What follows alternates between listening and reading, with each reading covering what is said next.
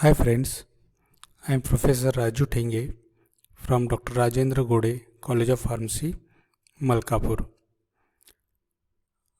Today I am going to talk on topic resealed erythrocytes. So what actually mean by resealed erythrocytes?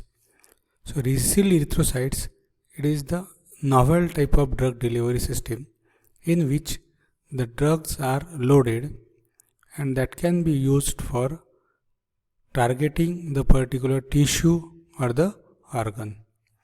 So here these resealed erythrocytes have been investigated and found to possess great potential in the novel drug delivery.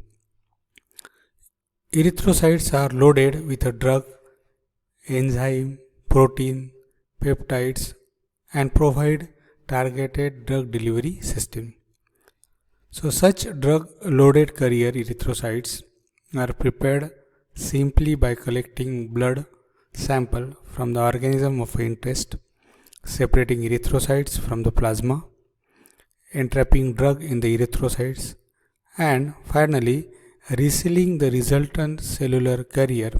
Hence these are called as a resealed erythrocytes. So see here the structure of erythrocytes. This erythro, it is meaning of red and cyte means cell. So these are nothing but the red blood cells. So it is a biconcave in nature, nucleated, and that is filled with the hemoglobin, and that can be a function of transportation of oxygen. So RBC without the hemoglobin, that is called as a erythrocyte ghost. And these erythrocytes may act as a carrier for the drug delivery system. So why these erythrocytes may be used as a carrier? Because it has a potential. So these are erythrocytes are the component of a blood and thus it is a non-immunogenic in nature and it is a parts of our body system. So it does not produce any immunological reactions as well as the hypersensitivity reaction. It acts as a potential carrier for the different bioactive molecules or the substances such as enzyme, protein, peptides and biological carrier for the drug. Erythrocytes loaded with the drug and other substances that allow the release of the drug at the different rate. Encapsulation in the erythrocytes significantly changes the pharmacokinetics properties of the drugs in both animal as well as in the humans, and that can enhance the liver and spleen uptake and targeting the drug to RES system. Encapsulation of new product with increased duration of action. Erythrocytes are biocompatible, biodegradable and possess a long circulation half-life, and that can be loaded with a variety of biologically active compound using various chemical and the physical methods. These erythrocytes, the most abundant cell in the human body and that have a potential carrier capabilities for the delivery of the drugs. Cell must be able to release the entrapped drug in a controlled manner upon reaching the desired target site. The processing of the drug entrapment requires reversible and transient permeability changes in the membrane which can be achieved by various physical and the chemical means. Due to these various characteristics of the erythrocytes that is used as a potential carrier for delivery of the drug to targeted tissue or the targeted organ. Sources of erythrocytes. From where we have to obtain these erythrocytes? The erythrocytes generally obtained from the mammalian such as mice, cattle, pig, dog, sheep, goat, monkey, chicken, rat, rabbit and the humans. From these various sources, the erythrocytes are collected. So whole blood can be collected by venipuncturing or from the orbital sinus in the heparinized tissue. EDTA and the heparin that can be used as an anticoagulant agent that can prevent the coagulation of the bloods after withdrawal. And the fresh blood is used for the loading of the drug into the RBCs or the erythrocytes. Isolation of these erythrocytes. So how we have to isolate? So during the isolation, first we have to collect the fresh blood, and that blood is centrifuged to separate the packed erythrocytes. Several times these erythrocytes are washed with the suitable liquids or the solvents. Then repeated centrifugation to remove other blood components. And finally, the erythrocytes are again washed to efficiently with a hollow fiber plasma separator, and then we can get the erythrocyte that are isolated from the other blood components, and finally we can use it for the loading of the drug into the erythrocytes. So these erythrocytes has number of advantages as a drug delivery system. First is biocompatibility and biodegradability and inert.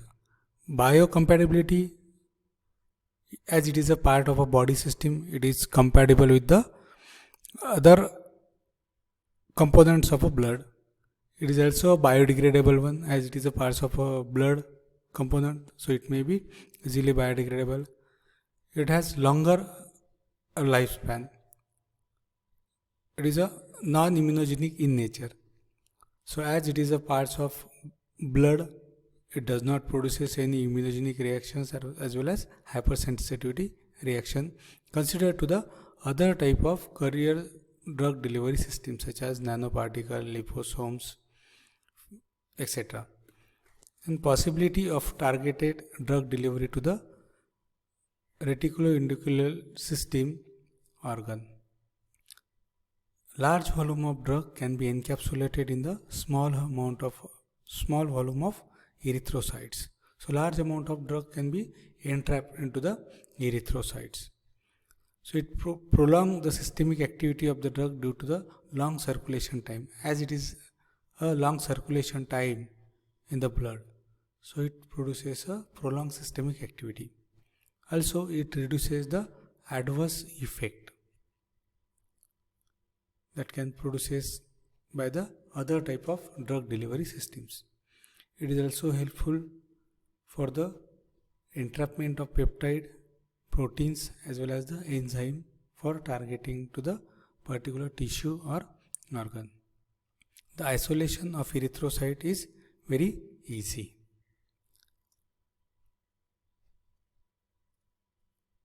This resale erythrocytes has also certain disadvantages. They have a limited potential as a carrier to non-phagocytic targeted tissue. Due to the phagocytosis, it has the limited potential as a carrier. Possibility of the leakage of the cell and dose dumping may be possible. If there is a leakage of the drug from the RBCs, resealed RBCs, so the drug may be lost, or either if there is a sudden burst down or breaking of the resealed erythrocytes, the drug dose may be dumped. So it produces a toxicity.